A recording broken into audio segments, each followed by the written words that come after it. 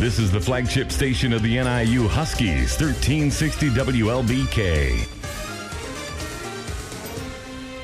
And welcome into the DARA show here on 1360 WLBK, presented by the DeKalb Area Rental Association, an organization of rental property owners and managers united to promote safe and quality housing, fair business practices, and other preservations of property rights. Three landlords with us today to discuss current issues affecting rental properties in DeKalb, and that is, of course, Jim Mason of Mason Properties. Always a pleasure to have you here, Jim. Brad Rubeck we have of the College of Housing Group, and also the Information Director of DARA. And our special guest today, Paul, am I saying it right? Arena? Paul, am I saying that right? You are president of the Rockford Apartment Association and a representative of the Illinois Rental Property Owners Association. That's correct. Very good. Now, push that button on. There we go, my friend. And tell us about that, Paul. Tell us about how long you've been involved in doing this and how you got started, please. Sure. I've been a landlord for about 20 years now. I began investing in property shortly after I graduated from NIU. And when I first started buying real estate, I realized I needed to become better informed of how to be a proper property manager, and I joined the Rockford Apartment Association. I've been on the board of that group for about 18 years now, and I've been the president of the Rockford Apartment Association for about 8 years. Rockford Apartment Association, along with DARA, is a member of the Illinois Rental Property Owners Association. That's a coalition of groups, of associations from around the state that work together on legislation at a state level. And I became active in that when I was seeing laws passed that maybe didn't reflect the proper input from our side of the table. Okay. And I am currently the Director of Legislative Affairs for IRPOA as well. All right, very good. And we want to remind folks we're taking your phone calls here. So if you have any questions or comments concerning the issues we've been talking about here for the last couple of months, you can call in at 748-1360, 748-1360. And before we get started, I believe, Brad, we got a special event coming up that we want to let people know about. Yeah, I want to remind everybody again, the Housing Authority of DeKalb County and DeKalb Area Rental Association invite the public to a presentation by Jennifer Gelman of Prairie Street Legal Services. It's called Fair Housing 101. It's on Tuesday, May 29th. Presentations at 2 o'clock and once again at 7 p.m. It's at the Golden Years Plaza Community at 507 East Taylor Street. And you can get more information on daranow.com. The presentation will discuss tenant rights, landlord rights, fair housing laws, and more. And Brad, it's so important, isn't it? Because this affects the majority of the people that live here in this community. So it's great that you guys are having these community programs where people can learn more about what's going on. Yeah, along with our efforts to protect our property rights, DARA is committed to our community by sponsoring events like Fair Housing 101, like the Neighborhood Building Watch program. Through education and community involvement, citizens come together. When we are working together towards a common goal, it provides a broader sense of community. So we anticipate more community initiatives after DARA works through some of the pending issues with the DeKalb city government. All right, very good. And Paul, let's talk a little bit about what you do here, because we've been talking about a local ordinance and things, but you also work with that on the state level as well, don't you? That's correct. We, each year, there's probably 6,000 bills that are filed in Springfield, and we employ a lobbyist to monitor those pieces of legislation. They direct us to the ones that might affect our business, and then we have a board of leaders from around the state who discuss them, and we establish positions, and then we'll interact with the sponsors of those bills and try to, somehow solve those problems that they're trying to address in a way that doesn't have an adverse effect on our business. And we also, in turn, will propose legislation to solve, correct problems that we see that exist. Okay, because you not only have to go through all this legislative jargon, but then to figure out how it's going to affect you, and then what you can do, how you can react to that as well, huh? Yeah, and that's correct. And really, all throughout our member associations, there is a vast wealth of knowledge, people who have been in the business for a long time and been very successful. And we can take the business practices that we've found to work and help incorporate them into the law so that the law becomes kind of a guide and a model for the new person who wants to come into the business so they can also be successful. All right, very good. We're talking about rental properties here on the DARA Show. If you have a question, give us a call, 748-1360. Or if you'd like to make a comment, maybe you're a landlord, maybe you're a tenant, maybe you're a homeowner who's considering leasing your home. All these things will affect you. So give us a call, 748-1360. Now, when we talk about state legislation, Paul, tell us about that. How do you address the bills that affect Illinois landlords? How do you address address them? Well, I think the first thing you have to recognize is that somebody's out there trying to solve a problem when a piece of legislation is filed. So the first thing we'll do is if we have concerns, we'll reach out to the sponsor of the bill, the senator or the representative, and talk to them, try to find out what it is they're trying to accomplish, and look for ways for compromise to do it in a way that makes sense. Are they getting feedback from you guys? Are they asking for your input? Organizations like the DARA group? It's becoming, we're getting a little bit more respect, I think, a little bit more, as we've come down there and they recognize that we're there, we're trying to help. We genuinely want to have rental property be an asset to the communities where it exists, and that we have the best of intentions. We're getting included more and more. Okay, and Brad and Jim, that's the reason why you guys formed the DARA group. One of the reasons, right, is to unite and then to be on the same page locally, right? Oh, absolutely. With the changing times, with the movement of persons from the city to these communities, we're all experiencing different kinds of results, and that's why we're basically coming alive to handle these different situations. And Paul has been doing a great job in that favor. All right, very good too. And now let's talk about the proposed ordinance, because one thing we've been talking about a lot on this show is licensing and inspection. Tell us about licensing and inspection and your take on that, Paul. Well, we see a lot of these ordinances being passed in different cities, and I think as it's grown, our groups have become more active in trying to be involved with it. A lot of, I think, the motivation behind it came when the city of Chicago started tearing down their public housing and displacing those people. And what they essentially did is displace their problems into other communities. And the communities responded by, trying to regulate more heavily the rental property business. I was just visiting with one of our groups downstate where they've had licensing and inspections in place for many years, and it hasn't been effective in correcting problems related to behavior in properties. So now they're looking at putting on another level of regulation in terms of crime-free housing. And the fact is, more regulation, more government control isn't the solution to the problems that exist in rental property. Government already has 100% control over publicly run housing, and it's a massive failure. So government running our business isn't the solution. What they need to do is, listen to people like Jim Mason, who has years of experience and is very successful, and adopt the policies that he's been able to use in his business in state law, and create a structure that will work for everybody. All right, very good. Because you mentioned, I'm sorry, Jim? Well, along with that, Terry, I spent some time in Chicago about 5 years ago in a subcommittee taking a look at these issues. And as it turned out, and what I learned from the meeting is that the city of Chicago is the most heavily regulated community in the state of Illinois, and it has the worst problems. And so the people that were complaining about their problems, the results of the unbelievable regulations that are in place means that the landlord can't turn to the right, the landlord can't turn to the left, and the tenant doesn't know what to do, and the courts got so frustrated that they won't back up the landlords.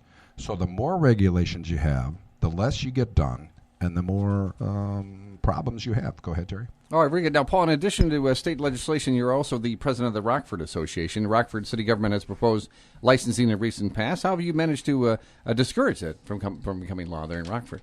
Well, yeah, the city of Rockford has made different proposals and different requests dealing with the same issues, trying to deal with crime and just disruption. I think that if you create an environment where the investor feels like their investment is protected, they'll be more inclined to improve their properties. And what we tried to do with Rockford is take what concerns they have that we feel are legitimate and work with them. So when Rockford said to us, we have no way of getting in touch with the landlord, and that's why we need licensing, we said, you don't actually need licensing, you need a system of communication. Sure. So we went out and hired a computer programmer who wrote a database for us, and we put it on our website, and it's open to the public, and any person can post a contact name and number for their property on our website and make it accessible to the public. What we'd like to have happen in Rockford is that when a neighbor sees a problem with our property, they don't have to go directly to government and take up government resources to deal with it. Instead, they can communicate with us directly. And if the police or the city personnel need to contact us, again, there's the information for them to contact us. We also propose to Rockford an ordinance that, rather than make it something that governs everybody, like a licensing and inspection ordinance, a targeted approach where we deal with nuisance situations. And we propose that to the city. And the interesting thing to point out is here, a task force in DeKalb, separate from us, independently, looking at the same problem, came up with a similar approach with a disorderly house ordinance that they proposed. And I think that in general, that is a better approach than a licensing and inspection ordinance. Let's look at the problems, try to figure out what's going on and correct it, and allow the tenants to stay where they're at, their behavior improves, and the owner doesn't have to deal with the loss of eviction and all the other stuff that goes along with inspections. So you're being proactive, aren't you? You're seeing what the problems are, and you're proposing solutions as opposed to just sitting back and waiting. Correct. We want to take our expertise and present it to the city and say, look, here is a better way to do things. We can work together to solve these problems. We can have a cooperative rather than confrontational relationship with government. And, of course, you're also very concerned about the rights of the tenants, and I see you travel the communities encouraging them to stand up for their rights. Yeah, absolutely. We as landlords are in a customer service business. Your tenants expect you to be responsive to them, and, we don't want to treat the tenant as necessarily a problem just because they're a tenant.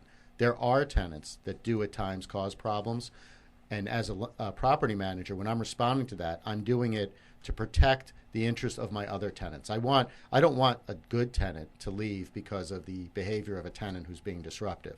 I would rather be able to find a way to take that disruptive tenant and have them stop what they're doing. Maybe they become a good tenant at some point, and have it work for everybody. And I do. I travel to all of our member groups around the state to see what works in those communities, what doesn't, and try to bring all of the good stuff together and share it with the other municipalities. Terry, in DeKalb, for the last year and a half, the three task forces have got together and put together a phenomenal disorderly house ordinance for DeKalb. It's kind of cumbersome, but it'll work its way through. But we feel that this disorderly house thing is a baseline for law enforcement in the city to go after problems in the community, in the rental community. We call it perpetrator pays. Whether it's the landlord makes a mistake or the tenant makes a mistake, if somebody does something that's not right, this disorderly house ordinance in DeKalb is taking care of that. We feel that inside that, registration is already part of the law in DeKalb. We feel that registration is very important for first responders. So we've really done the bulk of the job with the disorderly house thing, and as Paul was saying, they're doing it up in Rockford, and we're giving law enforcement in the city the tools to take a look at these problems and bring them to a resolution. You're good. Listening to the DARA radio show here on 1360 WLBK. Taking your phone calls at 748-1360, whether you have a question or a comment here. And, Jim, I'm glad you chimed in about that because we've been talking about the DeKalb City government initiatives. And the reason you guys are doing this show, you're transparent, right? You want to show people what you guys are all about, and you're for the betterment of the community in the long run. Yes, very much. Yeah. We are very proud of DeKalb and the many initiatives that have taken place. We're also appreciative of the work that the mayor has done, the city council done, and their tireless commitment to our community.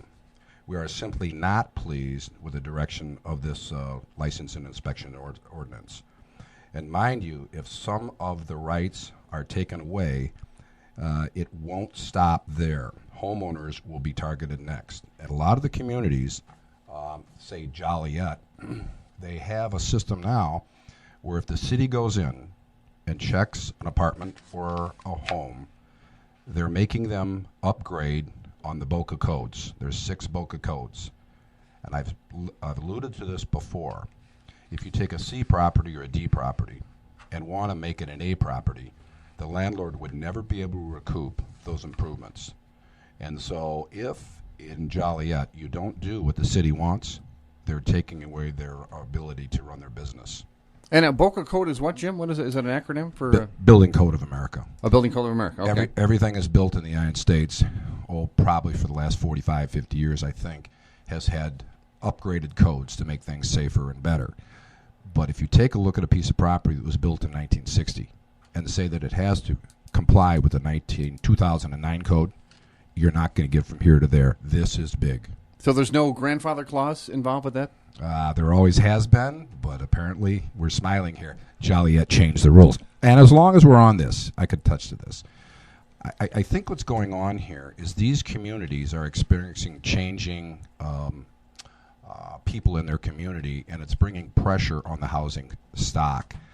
And we're seeing such a change in these things that these municipalities are creating new rules and regulations that they think that they can control these things. And in reality, they're not getting anything done, and housing values will drop because landlords won't be able to keep up with these new changing codes. And Paul's talked about issues about the legal side of it here. Once these things are enforced with the city, it's expensive to litigate. It may not even be constitutional. Who knows? Real answers to that.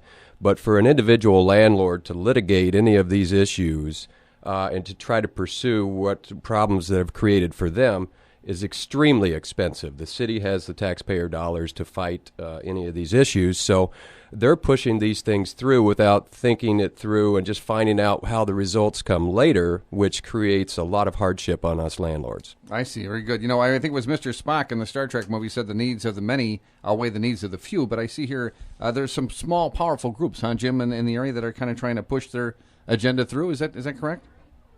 Yeah. This way, citizens groups pushing for license and inspection, I know only of a few individuals in DeKalb that are interested in this, promoting these ordinances. Even though there is not a clear consensus by the council to pursue this direction, these individuals have been attempting to persuade the council without strong support and evidence. Okay, very good. And when we talk about protecting your property rights, that's obviously one of the most important goals of your group. And explain how you guys are doing that, please. Well, the big thing is we're talking about these issues and we're bringing these to the forefront right now. And we feel that the more we talk on this radio show, the more people talk about these issues in their community, because we're all busy with what we're doing from day to day. And so the professionals in our industry are talking about these things, and I think we're helping everybody out at the same time. And what about the professionals getting involved? What about the DeKalb landlords that are listening to this right now and watching this unfold? I know you're encouraging them to join your group, right, and to be proactive the way you guys are. Yes, I think a lot of times you can't see the forest for the trees. It's simple. You can't see the forest. We're also busy doing what we're doing.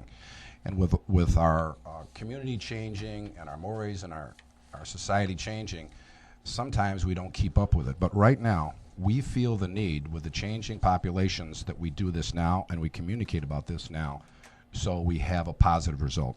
Are you listening to the DARA radio show? Encouraging your phone calls at 748-1360, 748-1360, whether you're a landlord, whether you're a tenant, whether you're a homeowner, you own a condominium, all these will be affecting you. All these decisions will be affecting you ultimately. And we'd love to hear your opinion at 748-1360. As a matter of fact, we're getting a call right now, so let's go to the phone lines here. Again, 748-1360, the number to call. Hi, do you have a question for our panel, sir?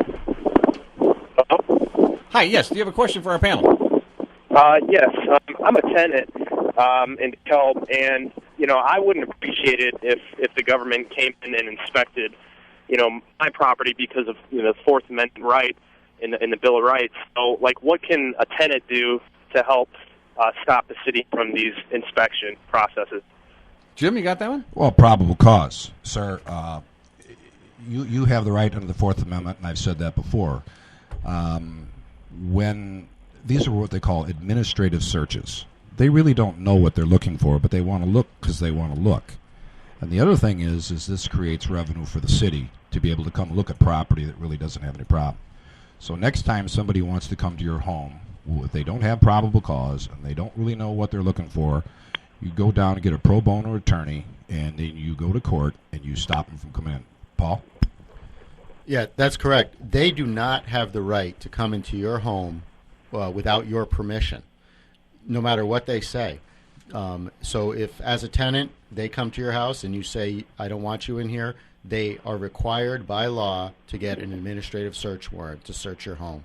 And that's one of our objections to these ordinances is what are they looking for? They're coming into your house to just snoop around open-ended for no purpose other than to see how you live. Ironically, the DeKalb tenant landlord ordinance that was put in place a few years ago was to protect the privacy of the tenants. And the purpose of that was that you gave notification before you came into the unit unless it was an emergency.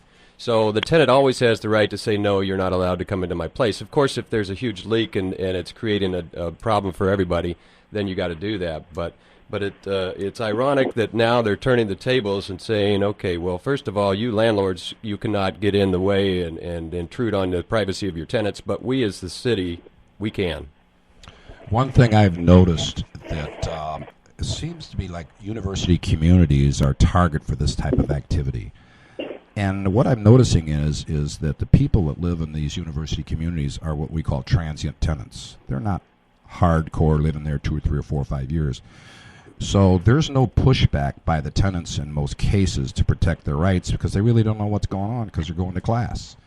But when when the city shows up and said that the floor is not right, the doors are no good, or what have you, then they're going to send you a bill because it's not right. So there's no pushback by the people because they don't know what's happening until it happens. And what we've got to do is get together and stop this before it gets out of control. Sir, before we let you go, has that happened to you? Has they come in to inspect your apartment? Are you in? Go ahead, sir. Yeah, no, they haven't inspected my property, but there's laws already on the books for tenants to call in if there is a problem. So I don't know why we would need this in the first place. That's what you guys are saying, right?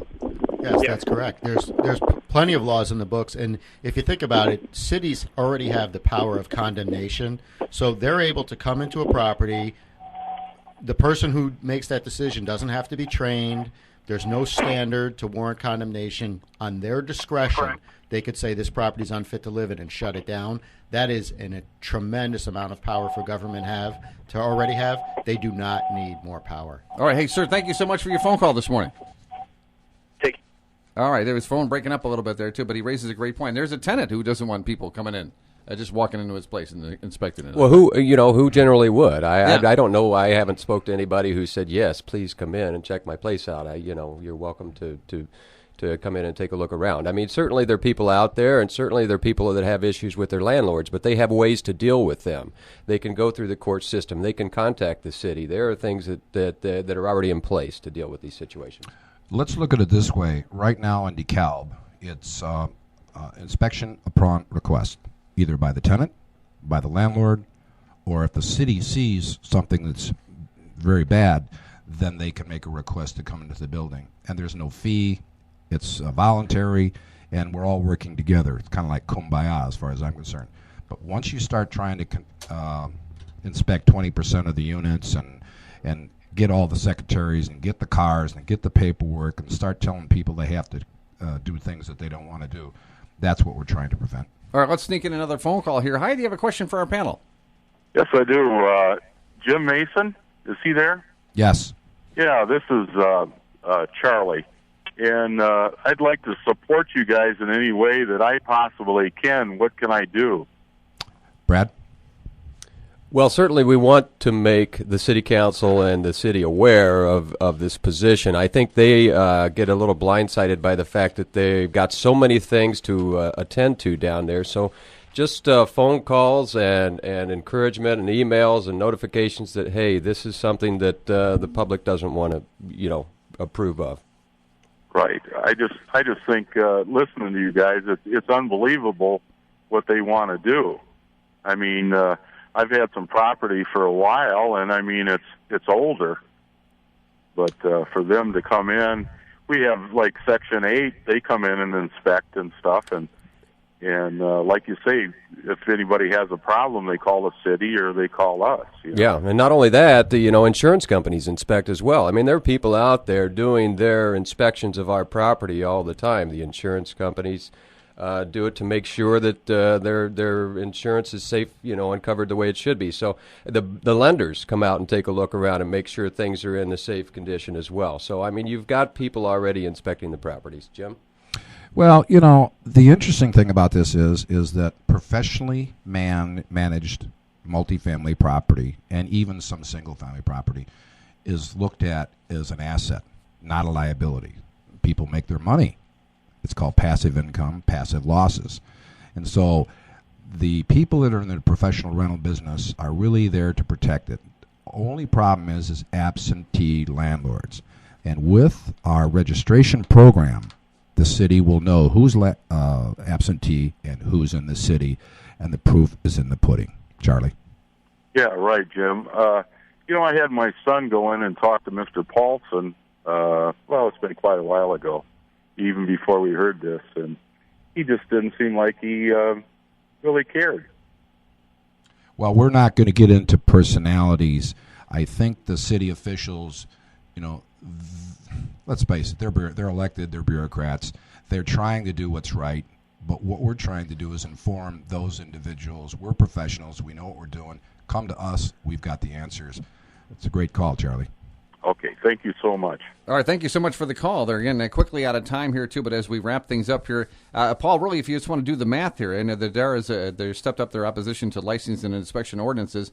If there are many more people opposed to it, then why do you suppose they're continuing to try to push this forward if they're getting negative feedback? Well, I think that it's initiated because one city, through their association with the municipal league, sees what other cities do, and they just they're just following the crowd. And we, as business people, are now stepping up and saying, look, this is the wrong approach. Some of these problems are legitimate.